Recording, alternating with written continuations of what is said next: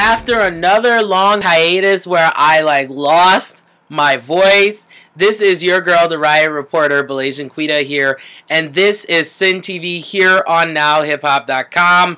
What is wrong with these female rappers? You know what? They're really pissing me off, you know? Just because your boobies can go all the way up to your neck because you're probably wearing a push-up bra and your boobs are saggy anyway, that does not mean that you end up being ungrateful, you know? And I sometimes wonder in the entertainment industry, especially in regards to female MCs, if some of them really realize the privilege and the blessing that they have to be able to live out their dream. I mean, heck, I wish I could be a female rapper. I would be so grateful. I wish I could be in Nicki Minaj's position and, you know, to be able to, you know, go on all these different radio stations and talk shows and to be able to do that without having a struggle. It's like, I sometimes wonder if some of these artists remember when they first started and no one cared about them. And we know who I'm talking about here, okay? This is breaking news coming from the women of hiphop.com. Azealia Banks begs to be dropped from UMG, also known as the Universal Music Group. Azealia Banks, the only rapper in history to have more internet beefs than music on the market, is now blaming the Universal Music Group for the catastrophe which she is grasping to be her musical career. Azealia has been no stranger to stirring up a controversial storm on social media. All is fair in self-music and promotion and war, I guess. Nonetheless, our Harlem native MC now believes that the white people who she signed with are not recognizing her black girl craft, claiming nobody at Universal understands her sound and alluding the very label heads who took a good leap of faith on Azealia's music by signing her now are nothing but mere obstacles within her divine journey of being the world's most ratchet female rapper.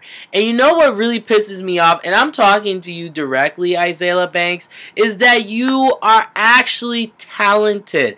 When I had a chance to listen to the 1991 LP, I was just blown away. I was like, here is this young, up-and-coming female MC, and she's taking the 80s, she's taking the 90s, she's taking jazz, she's taking rock, and all these different sounds and combining it into this really unique dance. It's kind of like intellectual hip-hop, but with a dance beat. And I cannot believe how ungrateful you are, Azealia Banks, because you know what? They didn't have to sign you. You could still be an indie rapper making mixtapes. And is there anything wrong with indie rappers that make mixtapes? Absolutely not. But in this case, you're on a platform where you could actually, I feel that Azealia Banks is an alternative woman of color. She does not fit in with the mainstream culture, and now you have a record label that's going out of their way to make sure that your stuff is happening. And I think at the end of the day, when it comes to an artist, just like me being the Riot Girl reporter that I am, I have to make things happen for myself.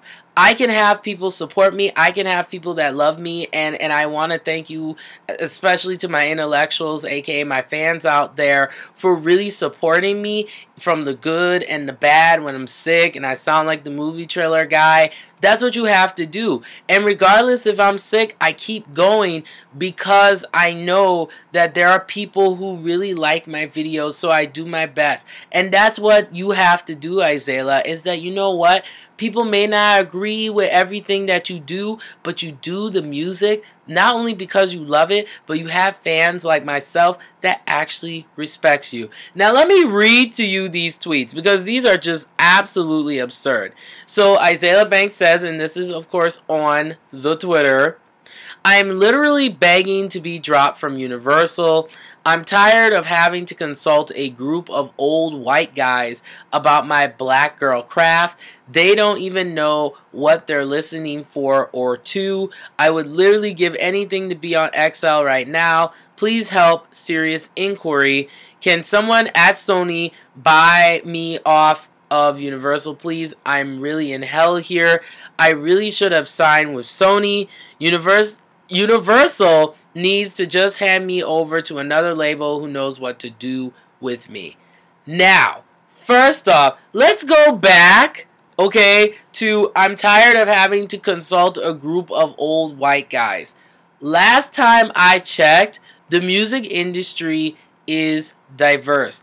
Are there still white people that are in the industry? Absolutely. And if that's the case, what's wrong with that? Like, I still don't get why black artists, like, everything is a black-white issue when it comes to, like, some black artists out there. And it really frustrates me because I'm trying to fight these type of stereotypical placements that are placed on our people.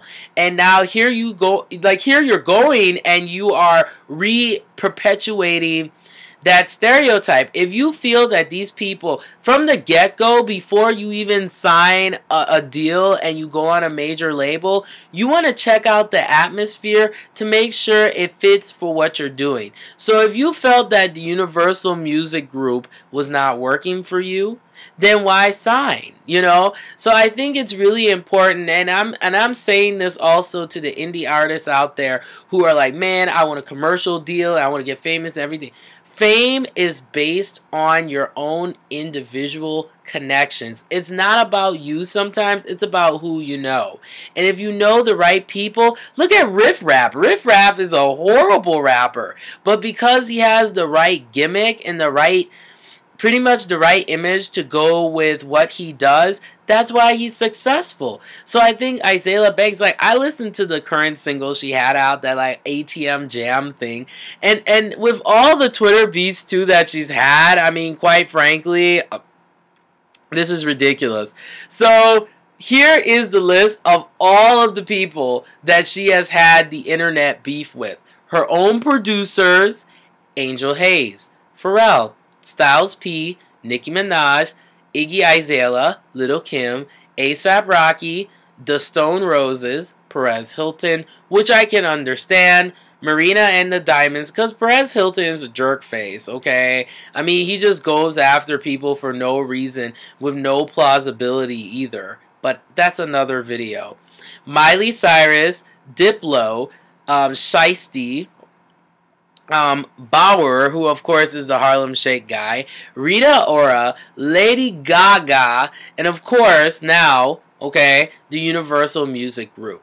I mean, nobody's going to sign you, Azealia. I'm sorry, but once you're like setting yourself up, honestly, for nobody to really, I feel that Azealia is a very talented young woman, but she needs to quit with this, because this is not helping you, honey.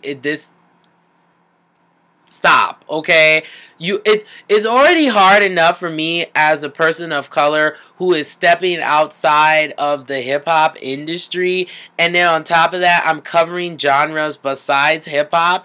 It's already hard enough. You don't need to, yes, stop. Just stop. It just makes me mad, so I'm going to continue on here with the next story. And of course, once again, this is from the womenofhiphop.com. And I had a chance to listen to Nicki Minaj's, of course, her newest song that she's released, which is it's her version of the Danny Glover remix with Young Thug. And honestly, I was really not feeling it at all. I mean, she does have some catchy lyricism and everything. And now she's saying that she's actually working on an official album and a mixtape in the song. And here's the interesting thing about Nicki Minaj. You want to be part of the street culture, but you don't want to be part of the street culture. So it's like, it's kind of like those rappers that like release a mixtape and they're like, yeah, I'm down with the underground sound. But then like, as the first record label deal that comes up, they sign right away. And they don't think about their underground audience. And really, I feel that it's important now that you can work with, you know, you can be commercial, but still be independent. So, for example, look at Bobby Valentino. He's an excellent example of this. He is independent, but he still releases music that represents the commercial realm. So he's able to balance between those two types of audiences. I feel that Nicki Minaj is there are a couple problems with Nicki Minaj. Like, I could do an essay on this woman. First off, she neglects her audiences. And this is what I'm talking about. Nicki Minaj has a couple of different audiences. But I'm going to focus on two of the main audiences that she has. The first audience that she has is what I like to call the Nicki Minaj pop crowd. So the songs like Va Va Voom and Super Bass and everything like that, they're not really into her like lyrically. They're into her for that poppy style and those types of songs that she presents. And then there are fans like me who like what I like to call the mixtape Nicki. This was before Nicki became part of Young Money and sounding like that and, you know, doing all of that. She was actually a very talented up-and-coming MC. Is she talented now? To a certain extent. But I feel that now, Nicki, seriously, these type of freestyles, you can do better than this. You can really do better. I want to hear Beam Me Up Scotty. I hope that this next album that she's working on, because she did say in an interview that she's going back to her roots. I really hope she does. I hope she dyes her roots too and evens it out, just like with her music, you know. I mean, you can have multiple audiences, but don't neglect them. Even Charlemagne the God, as ugly as he is, I agree with him in regards that Nicki like neglects her pop audience and then she goes right back to the hardcore, you know, mixtape urban audience, and then she keeps teetering and tottering. It's kind of like, don't teeter-totter.